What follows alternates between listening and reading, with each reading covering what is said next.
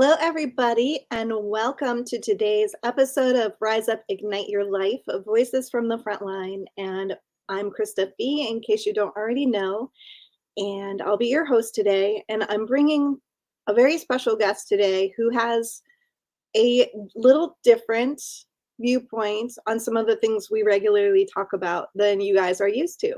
So I'm bringing to you today Vincent Morton, and he is Director of Criminal Justice in Southeast Florida. Hey, Krista. Hey, how are you today? I'm doing great. How are you? So good. Awesome. So I always like to start by kind of talking about what got you into law enforcement in the first place, and kind of what was your childhood vision of adult you? Great question. So I don't know that I really had a childhood dream of who Vince would be when he grew up. I grew up in Miami, Florida. I eventually joined the Army, and I didn't really have too many ambitions outside of that. Actually, law enforcement was never really on my radar. When I came out of the Army, I actually started off a firefighter. And just wasn't the job for me. It wasn't my fit. It just didn't really feel right to me. And unfortunately, one of my friends had passed away overseas, and his dream was always to become a law enforcement officer. And to me, that he didn't. Unfortunately, he didn't make it home. And to me, that was always something to kind of fulfill a dream for somebody. So I tried it, and fortunately enough for me, the stars aligned, and within probably 3 or 4 months, I was able to become a law enforcement officer with an agency. They sent me to the academy, and I had a good 15-year run with them. So that's how I actually ended up in law enforcement. So we often talk about the lows and the struggles and the challenges of the career. Instead of going straight there, what is a highlight? What is something that made you feel you absolutely were doing the job that you were meant to be doing? Oh, that's a tough question. Every day, quite honestly, to me, brought some sort of reward. And that was mainly helping the citizens, really being able to be the voice for those who can't be heard or are not heard. To be able to give some sort of resolution to a big problem in somebody's life. So that was a major reward for me. Just like anything else or any job, I guess, it does become redundant and it does become stressful. However, to me, the rewards were always greater than the stress of the profession itself. But I think that's when I kind of knew when I don't think you get to go through law enforcement and think you know everything. That it's constantly learning, it's constantly changing, it's constantly revolving. But to me, I love that educational process. I love those changes. I love changing with society and seeing the new things coming about. So it was always, every day I went to work, it was always rewarding. It was good to put on the uniform. It felt good to be a protector and, give a little piece to your citizens. Most people say the reason they got into it was to help people. I love that your story is more than that. Like, you got into it to help people, but you got into it for a reason of honor and friendship as well. And that takes it to that deeper why. And I think it's really important as we're going into careers that are helping professions to actually know what our real why is. As speakers, we hear it all the time, right? This statement, why did you go into law enforcement? Everybody wants to ask you that. And the answer is, I wanted to help people. Why did you want to help people? What's the drive in you that makes it important for you to help people? What was your experiences that you had that made you want to change absolutely. the world? Absolutely. It's a great point. And, we tell recruits all the time, you got to remember your why. Because, a few years into this job, it's easy to forget your why. When you see so much negativity and you see so much crime and you see, some horrific things, it's very easy to forget your why. And we tell recruits a lot, never forget your why. And actually, how I got into the training environment, especially at the academy level, was because I lost my spark. And I had just on coincidence come to the academy, and I saw all the new recruits, and they had that twinkle in their eye, right? They had that passion, that drive, and they're excited. And I'm sitting here thinking, I don't know what you're excited about. You're give it a couple years. But I was like, man, but where did my passion go? And that's how I got back, because being around those recruits and remembering that passion, remembering that twinkle in your eye about what you're going to do, and the kind of changes, whether you know it or not, you're going to make in somebody's life, it really took a 180 for me and changed my whole career. So you're in a position where you get to see the changes. You get to actually have power to make sure that this upcoming generation has more tools and resources at their disposal. What are you noticing the shifts in education and training are in your area? One of the major changes, I guess, that I see is a lot more recognition into special populations such as autism, mental health for responses to individuals.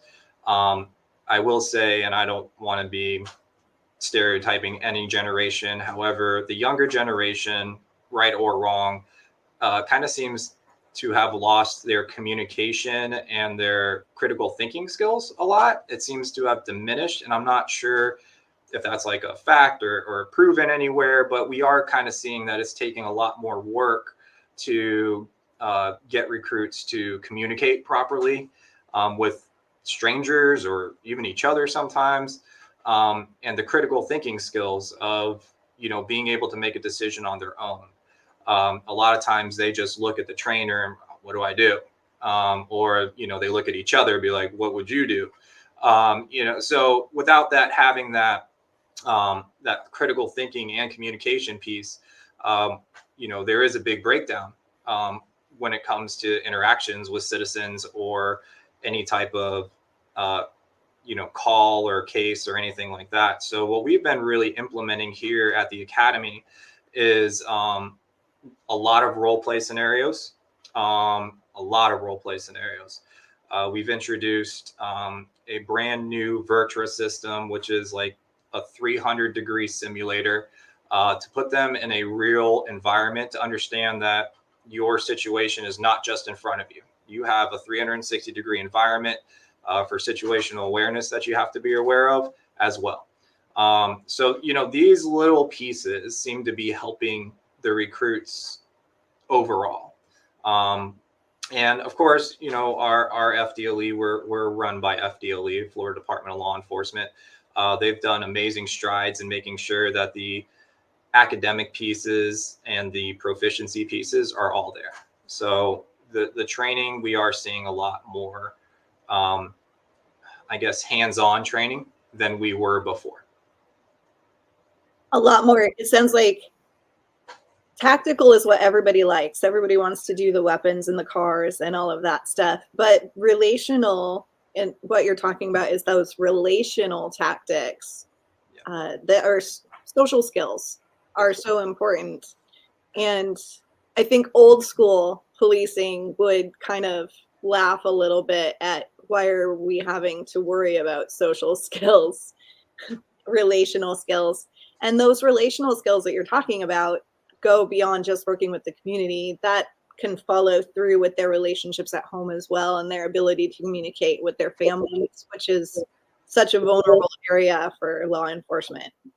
Absolutely. So addressing the whole person all the time. Yes, we are seeing that, and you are right that the older generation is very tactical driven, and and you are right. The questions do come, why are we even entertaining this? Why is it, why is this a thing? And quite honestly, I don't know the answer to that. I don't know why communication has diminished, but it's gotten to a point where even for our recruits, I tell them, if you're in, down here in Florida, Publix is the big supermarket. I say, even if you're at Publix standing in line, just have a conversation with the person behind you. One, because it's a stranger. Two, because you're going to learn different types of communication styles. People who don't want to talk to you. Well, guess what? As a law enforcement officer, guess what? There's going to be a lot of people that don't want to talk to you. But how do you break through those communication barriers? It's just little things that I think we have to better prepare for our law enforcement. Like I said, FDLE does an amazing job academically and tactically on the training side. The other little pieces are really just kind of filling in the gaps of creative ways to progress your recruit. What are you noticing on the conversation of mental wellness or mental illness or post-traumatic stress and suicide? Conversations have changed from when I had started. When I had started 15 years ago, which quite honestly, in the grand scheme of things, is not that long ago, we were in a culture of very much a suck it up, drive on to the next call. You don't get to say anything. You don't get to really vent about anything. That was kind of the culture. And if you did say something, you were the weak link. And nobody wanted to be in that position. So although I'm sure at the time of me being a rookie, there was some sort of assistance out there, it wasn't really something that anybody would even acknowledge.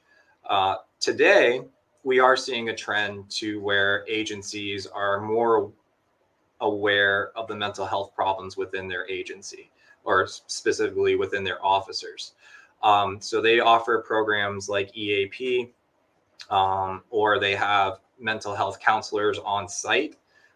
So we are seeing a trend towards, I guess, kind of normalizing it. It's just not fully there yet. And I think that's actually why I came on to talk to you, is about my big push, as and how I realized how bad the culture of suck it up and drive on to the next call can be for an individual. So what would you like to see? What is your vision for the future? So very presumptuous of me. But at least as far as Florida FDLE goes, my big wish is that mental health or mental survivability, whatever you want to call it, well-being, personal well-being, however you want to title it, is implemented in training as a high liability. And I stick that behind the fact that, statistically speaking, we as officers are killing ourselves more than the bad guy is killing us, which tells us that we're failing somewhere. However you want to look at it, whether it be call volume or emotional or psychological testing or whatever you want, there's some sort of gap that is missing. But there's some sort of gap that's missing. And I believe that, the numbers don't lie. And I think that an officer who is not mentally well, whether just stressed out or, suffering from some sort of PTSD or anything like that, is a liability, him or herself, to an agency. And I believe that if it were a high liability, at least as a training organization, we can say we've tried everything that we can to prepare an officer for the real job that is they're about to spend 30 years in. And I also kind of think that mental health may or may not have a bit of a problem when it comes to retention of officers. We hear that a lot, that we're not retaining officers. There's a big turnaround, whether that's through retirement or new rookies that are quitting. And the number one thing I generally hear from chiefs is they'll walk into the office and they'll say, this job just isn't for me. And I question myself and I ask myself, well, is it really that it isn't for them? Because, you know, they chose this profession. I'm sure in their head, they kind of knew what they were getting into, and they spent 6 months or however long their training was getting ready for this. Or was it really the fact that they don't want to say that mentally it's very, very demanding, and, you know, they want to just say, this just isn't for me, instead of saying this is just mentally too demanding for me.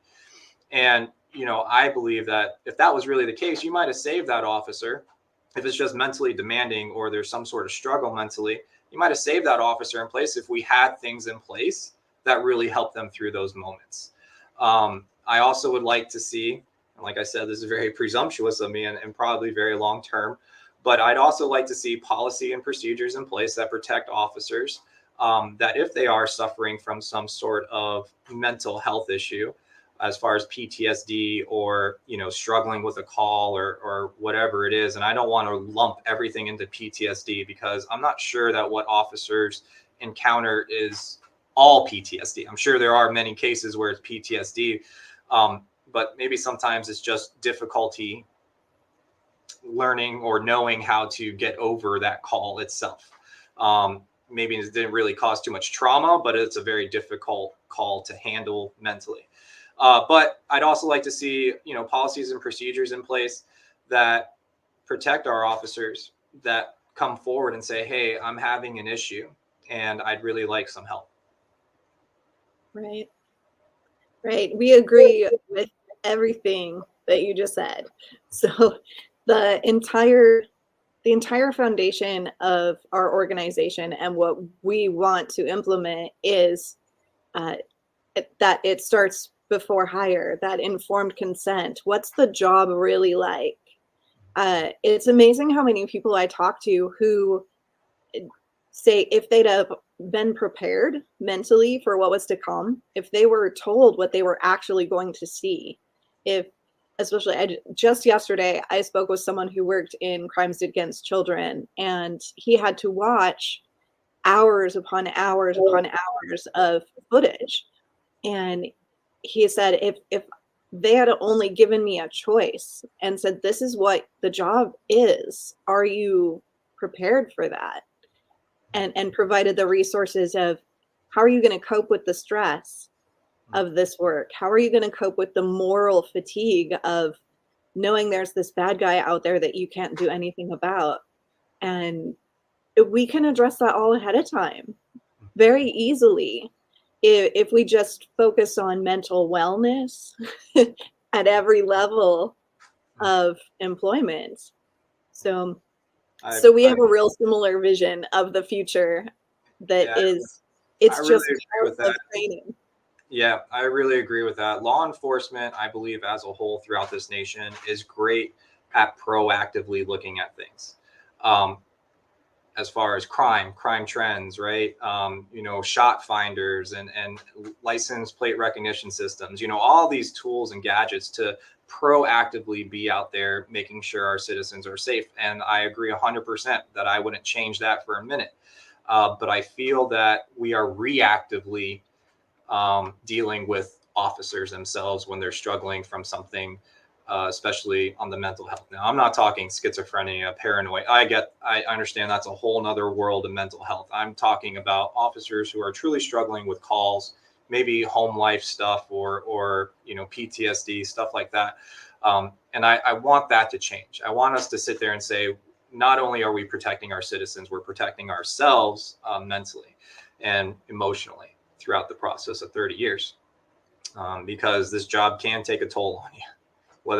It's hard because that's the hardest thing to train, right? Is telling an officer, this is what the job may entail, this is what you may encounter, but the experience of that is very different, right? Because anybody can say, oh yeah, I can do that, and I'm willing to do that, but the actual moment, the actual experience can be very different.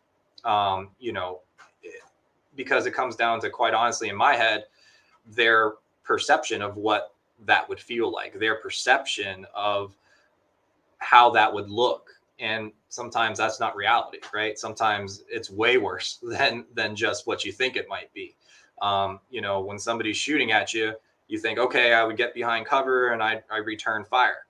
But once that adrenaline kicks in and the stress kicks in, that might be a very different experience for you or a person. So, and that's why I like to be on the more proactive side for our officers than the reactive side.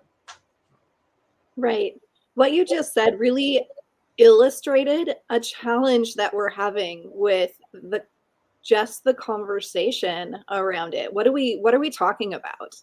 Like, when we say mental health, people think mental illness and diagnosis and prescription drugs and therapists. But we're really talking about hundreds of thousands of people who are subclinical, who are really dealing with occupational stress and trauma reactivity and the symptoms of that come before diagnosis. So everybody who experiences all of these traumatic events that an officer inevitably is going to experience has a reaction to those experiences. That coping strategies and stress reduction strategies and having tools and resources on board for debriefing and open communication about what you're experiencing and kind of breaking down that stigma and all of that stuff is a different conversation than mental illness and post-traumatic stress disorder. So we're getting tangled up so regularly with, okay, how do we prepare our officers and train them to be to reduce stress and to cope well with the challenges of the job is not the same conversation as post-traumatic stress disorder and suicide. So there's this spectrum that we're missing 3/4 of because the industry's really focused on post-traumatic stress and not all of the other aspects of personal well-being. Yeah, 100% agree with that. So what do we do about that? How do we change the conversation? That to me is really going to be a cultural change, right? And changing any culture is going to be difficult. However, I believe it's doable. When I look back when I was growing up, there wasn't Instagram, Facebook, Snapchat. There was none of that. Facebook, Instagram, Snapchat changed our culture as a society. So it is possible to do these things. And one of the main things, and how did Facebook and Instagram and Snapchat, because they normalized it. It became a normal communication. It became a normal way to stay connected with friends or however you want to view social media. But that's the same thing we have to do in law enforcement on quite honestly, a much smaller scale, is normalize it and have a uniformed approach to how we handle this. If you're an officer in Texas or New York or Florida or anywhere in the nation, you're still going to encounter the same type of calls, the same types of stressors that come with the job. So the mental health well-being, in my opinion, should be kind of uniformed because everybody is going to deal with the same types of trauma. Right now, obviously within our academic training, there is mental health awareness and things like that are throughout the entire book. But, me personally, I'd like to see this as an actual high liability, right? Where we're getting checkoffs. We're doing this structured program for, training when it comes to the mental health aspect or the well-being aspect of things. A lot of times, it always reverts back to the whole workout. If you need to see a counselor, talk to a counselor. And that's great. And working out is a great stress relief. It's probably still the number one stress reliever out there. However, right, what happens when you don't want to see a counselor because you may be viewed as weak or, not able to do the job. And I understand the culture because I was there. I understand the culture because, if you tell them that you're mentally struggling, all of a sudden that promotion might go away. All of a sudden that lateral transfer might go away. All of a sudden your zone partners might think he's weak, or she's weak. I understand that. And that's the culture we have to change. We have to learn how to, we're there for each other with everything. And, you know, you're always got the back of your brothers or sisters. And that's where I think culturally we have to learn how to recognize these symptoms, how to help our peers, our support, you know, our partners when we're sitting car to car talking, and be able to help each other through those tough times. And just a little bit more than what we are currently doing. Right. I can't imagine a day when officers feel comfortable sitting in their patrol car together and saying, okay, let's just take a couple breaths together. Right. You're right. Right. Instead of let's go crack a beer. Right. And you know, and it's funny, it's stigmatized, right? And I understand that. And I'm not, you know, I know what I'm saying is very presumptuous, but I believe that if you're going to make a change, it has to start at the grassroots level. It has to start at the academy. If you want to normalize something, it has to start with the people coming in. And, you know, if, you know, I was on the road and they came and said, oh, breathing exercises time, you know, I would have done the eye roll, and I do, yeah, right, whatever. You know, so I do understand that, but I think it's really, for us, it's a silent known, you know, it's a silent known for all of us. You know, we're and I want to kind of say this on the side is there's a reason why all of a sudden most of our friends become cops. It's a reason why most of the calls that we talk about will only be with other police officers. It's because we understand that they're going through the same traumas that we are, you know, that we're going through the same experiences as they are, you know, and that creates a bond. It creates a unity on one level. And I think that's where, you know, and nobody wants to say anything. Nobody wants to come forward because they're afraid. They're afraid they might lose their job. They're afraid that it'll come up in court. They're afraid that it'll come, you know, down to, like I said, you know, the promotion or the lateral transfer or whatever it is. But, you know, I think until agencies across the nation say it's okay to not be okay, we're going to be kind of stuck in this loop, you know? Yeah, I feel like the solution is top down and bottom up, and the real result is in the middle. Like, the other thing I hear really regularly is if one of my leaders, if my supervisors would have been a model, would have demonstrated that it's okay to talk about it, that it's okay to seek help. If my administrators would have been seeing a counselor, or would have expressed that they're in a support group, or would have said, you know, this is what I do to feel better about it. I'm here to listen to you too. Here's some resources, that people would have felt more comfortable taking those steps because it was modeled as okay. And then, as you say, it starts at before people are even hired. It starts in the training process. Yeah. Yeah, and quite honestly, I spoke to an agency that's a little farther south of us, and they actually have 2 on-site therapists for their officers. Now, of course, there's policy. They created policies and procedures that no officer can be held accountable for what is said in those environments. And, you know, of course, if a crime was brought up or something like that, then obviously that goes up higher the chain. You know, there's that borderline. But, you know, I was talking to the therapist down there, and they said, you know, it took quite a long time to earn the trust of everybody. That, you know, it took a long time for the trust to be built between the officer and the therapist, that as I'm walking down the hallway, you're not going to stop me and have this conversation with me, or, you know, or being seen walking into that office, you know. But they said over the years, it's really become popular to the point where daily officers will come in and just chat about things, whether that be financial struggles or marriage struggles, or, you know, relationship struggles, or anything, or calls, and, you know, just life stressors, right? We're humans policing humans. And I think that factor has been taken away from us, is that we make mistakes. We're humans. We're dealing with all these calls. You know, you're going to 15 to 20 calls a day, 4 days or 5, however many days you work a week. And then you're going back home and dealing with those stressors at home, right? I don't know many people that have the perfect life at home. There's always an issue, right? There's always something that needs to be fixed, or, you know, or needs to be done. And so nobody has this perfect life, right? And, we top that with, okay, now we're doing overtime on our days off. So, that's more time away from family and friends. So, it was good to hear that these therapists are actually getting the trust of officers, right? Because that tells me it's a possibility, that it's real, that they can do this and they're willing to do this, but you have to normalize it. You have to say it's okay to not be okay, and really support your troops. And like you said, from top down, bottom up, to, say, hey, why don't you just go talk to the therapist? Like, what's it going to hurt? Nothing can hurt by talking to somebody.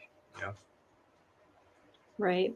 We also have a tremendous shortage of culturally competent therapists that come from the field and then move into mental health. And I think that creates, everyone always says, what do you need more, experience or education, right? There's that like polarized argument on Facebook all the time. Degrees don't mean anything if you've lived it, right?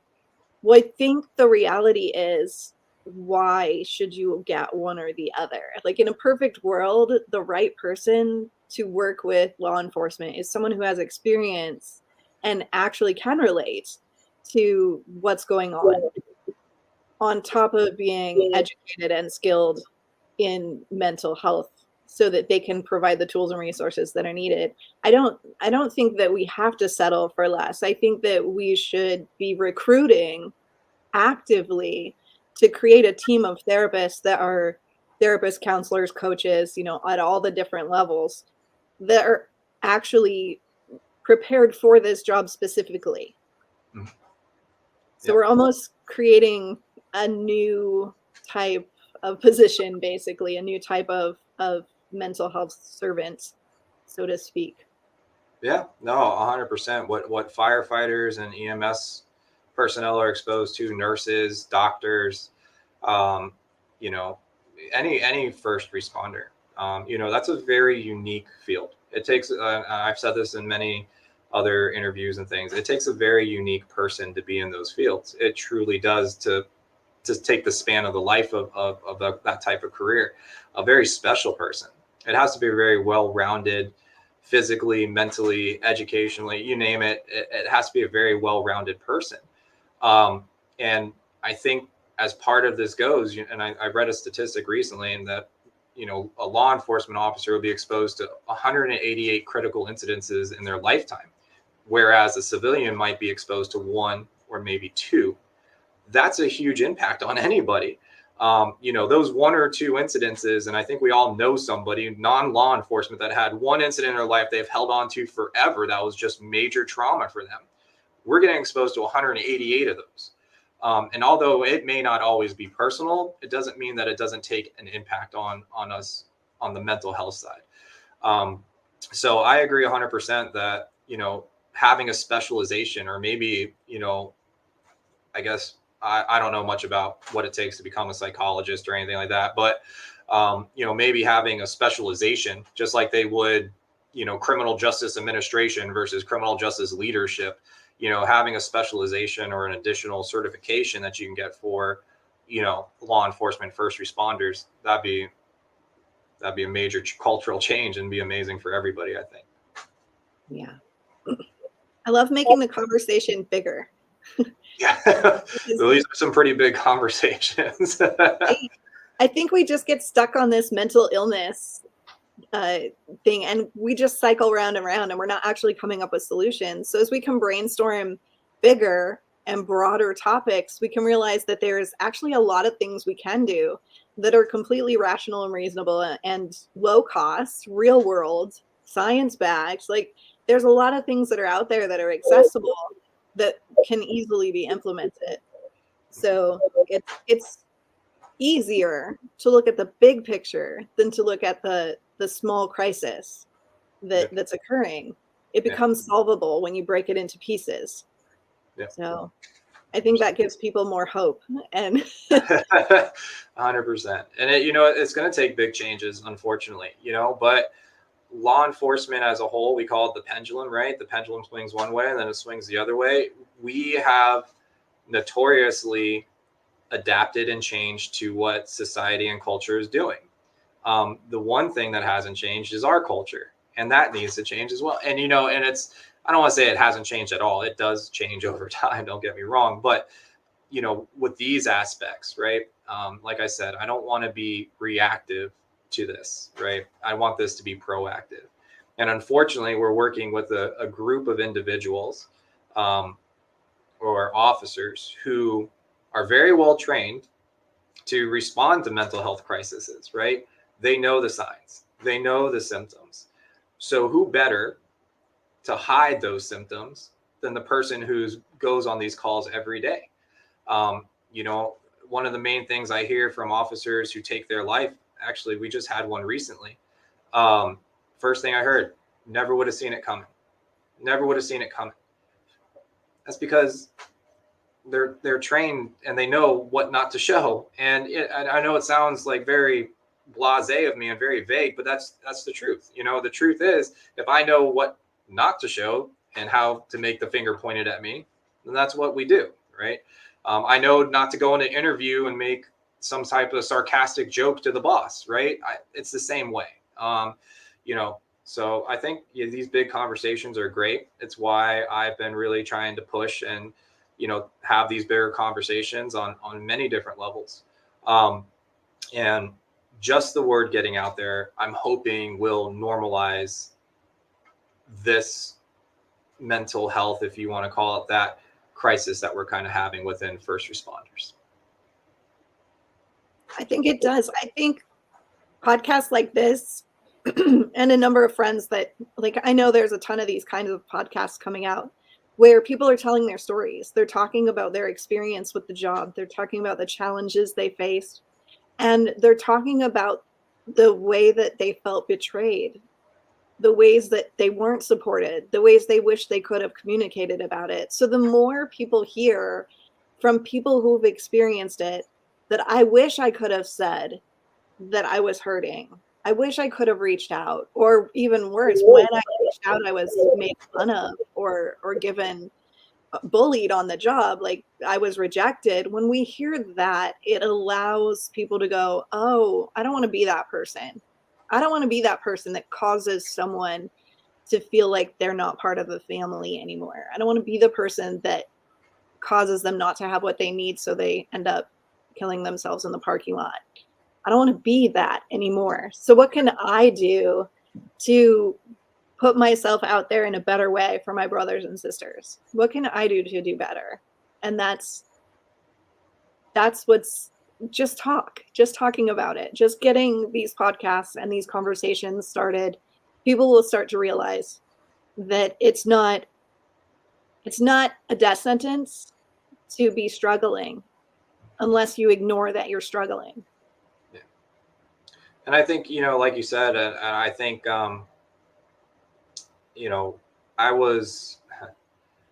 I think, yes, I think it's 100% right. You just have to, identify it and say, hey, it's okay.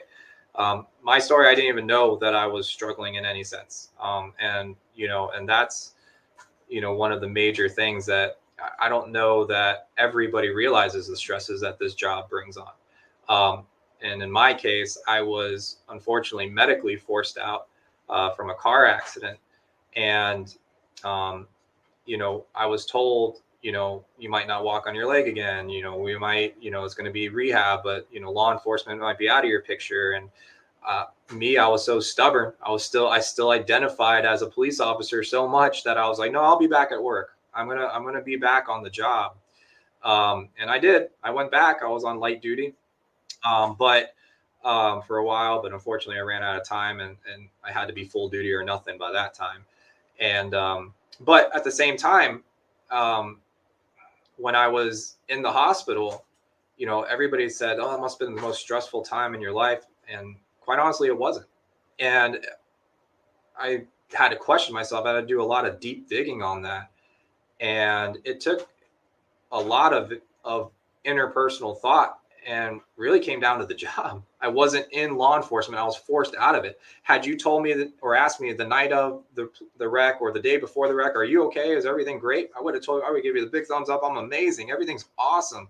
I'm living my dream. This is a great job. And, I was completely happy, but sitting in the hospital room, I'm like, I have no stress. I have nothing. Like, I felt so relaxed. I felt so at ease. And that's because I wasn't doing the job anymore. So for me, it was kind of, I didn't even realize it. I didn't realize that, somewhere I was really stressed out.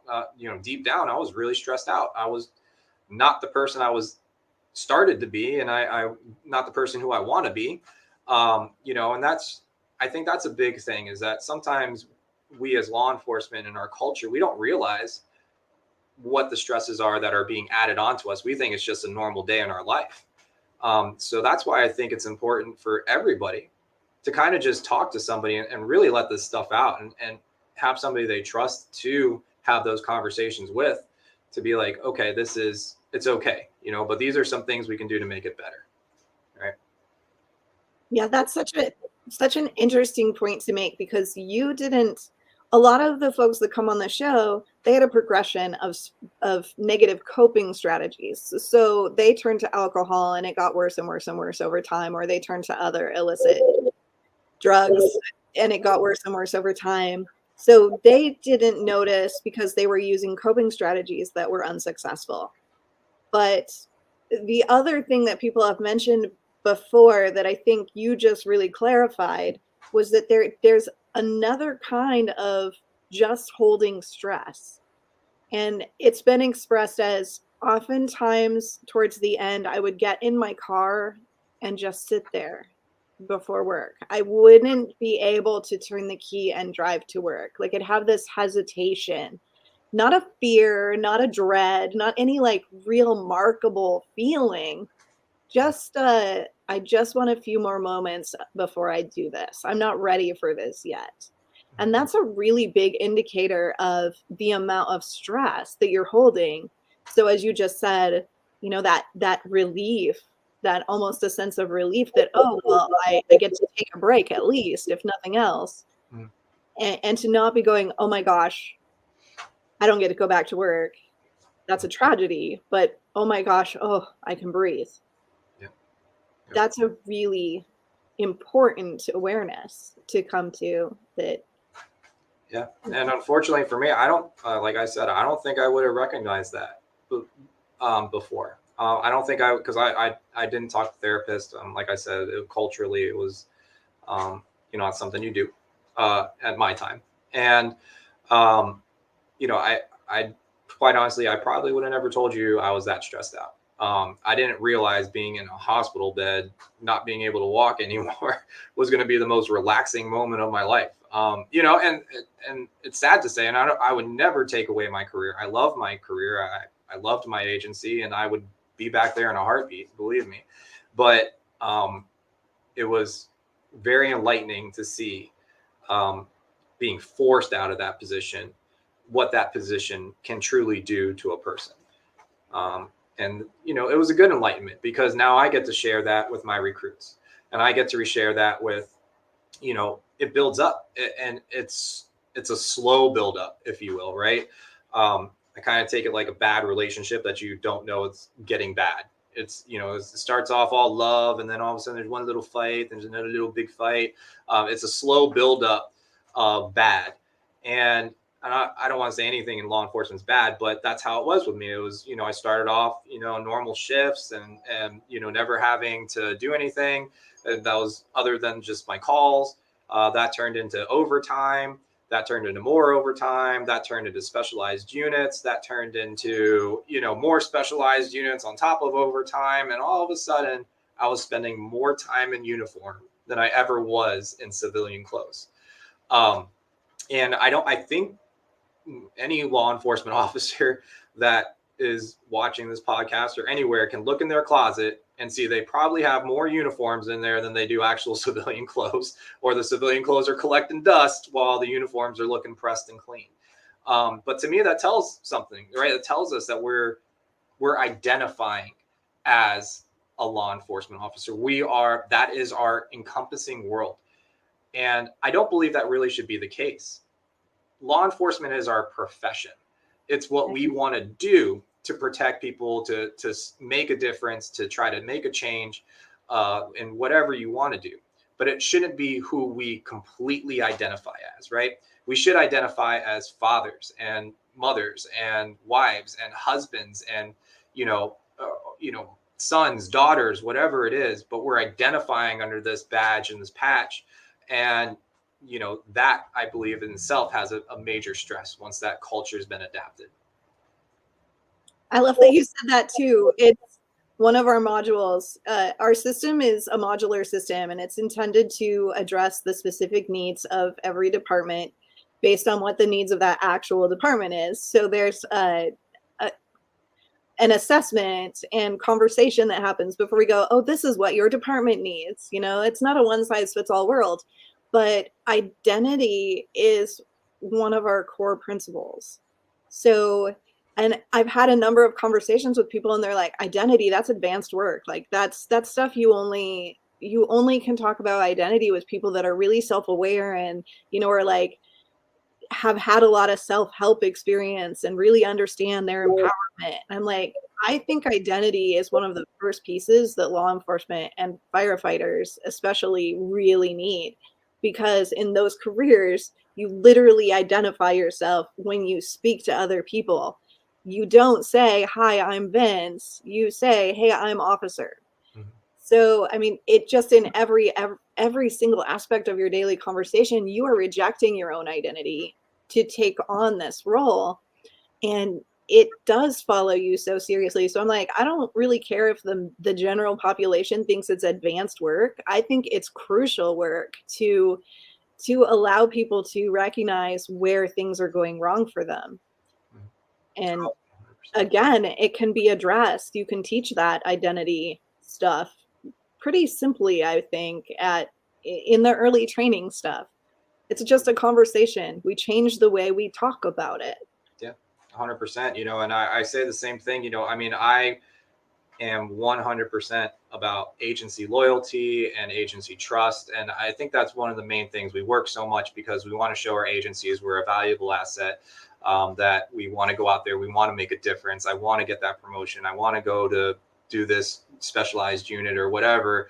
We're trying to prove ourselves out there. And I understand that culture and I understand that agency, and I believe it because I did it too. I'm still loyal to my agency that, hired me and retained me and kept me through. I wasn't the perfect officer every day. So, they put up with me. But at the same time, I relate this as the same way. If you have a husband, a wife, boyfriend, or girlfriend, you don't have to be 100% there with them all the time to be loyal to them. Right. You don't have to, it doesn't take every day. You got to be there with them 24/7 to show your loyalty. Right. And quite honestly, you're showing more loyalty to your job when you're working, 6 days a week and spending one with the family, more loyalty to your job than you are your family, and it's a sad kind of identifying, like you said, identification that should really kind of change. Like I said, I believe that law enforcement is a profession. Had I had to do it all over again, I would have recognized that earlier, that it is a profession, but it's not who I am as a person. It's what I do to make my goal of helping people and, changing lives or training people. That is what I do to get to that goal of my satisfaction on who I want to be. But it's unfortunate that, unfortunately, I went the other way with it, where it was just straight agency loyalty. And it takes a wreck on personal lives. It takes a toll on you just mentally and physically throughout just the career itself. And unfortunately, this job, law enforcement, will change you. When I have recruits here, they got the twinkle in their eye and they're so excited, and they get out there and they usually come back within about 6 months to a year later, and they look like a totally different person. And not in a bad way, just totally different. Their stature's different, their communication's different, their talk to you is different. Everything's just different about them, because this job does change you inherently. It's just part of the profession. But we have to be prepared for that, right? We have to be prepared for, those changes, because those changes are also affecting your home, and that's a big thing. Right. So you're running out of time. But no worries. What would be the last thing that you would say to people that are either considering the job or have been at the job for a while? Just before we close out, just kind of last bits of wisdom. For those considering the job, thank you. Because like I said earlier in the podcast, it really does take a truly special person to devote their life to public safety, to law enforcement. My key words of wisdom to you is patience. There's going to be a lot of times that you're waiting to get where you want to get, but you will get there. So patience, and remain in top shape physically, educationally, and mentally throughout your 30 years. Um, if you don't get something right out the first time you try again. Don't down yourself. But that would be my advice to new officers going in. Stay positive. Remember your why. And go out there and really make the difference, right? That's the number one interview answer I ever heard on an interview panel. I want to make a difference. But what is that difference, right? What is that difference for you? And remember that and chase that goal, because this is a very rewarding job. To those who are currently on the job, again, thank you. Amazing group of men and women out there, my brothers and sisters, always. I'll never drive an officer who's in a struggle and not help them out. That's just who I am as a person. But I might have to limp over there, but I'll get there. And, but thank you guys for what you do. And honestly, we're in a time and a society now where it's okay not to be okay. It's okay to talk to a therapist. It's okay to have problems as a human being. And like I said, it's okay to have those problems while you're still being that tactical guy, while you're still being the best what we call it, the 94, the backup, the best backup officer out there. You can have those struggles and still be the best, SWAT guy, or, whatever, hostage negotiator, or whatever it is, whatever your role is, you can still be that person. Because I've known officers who were, we call it your SWAT or you're not, but I known officers who were on SWAT and very tactically sound and very tough, but having mental health struggles and still okay. It doesn't change their job or who they were as my backup, or, or where they were going in their career. It's okay. And I think all of us officers can look at maybe somebody else who they know was struggling and they still were a good officer, and, I encourage you to be a peer, support your others. And, like I said, if you see something and, somebody needs to have that sit down talk with, then have that sit down talk with them, because a conversation can go a long way. So that would be my advice to them, other than stay safe, like we always say. Thank you so much for being here with us today. Yeah, well, thank you for having me, Krista. It was a real pleasure.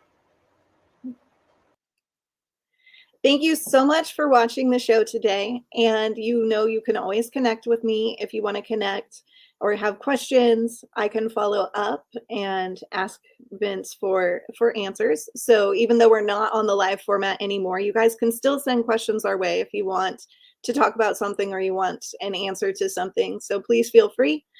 Thank our sponsor of today's show, AP Laser.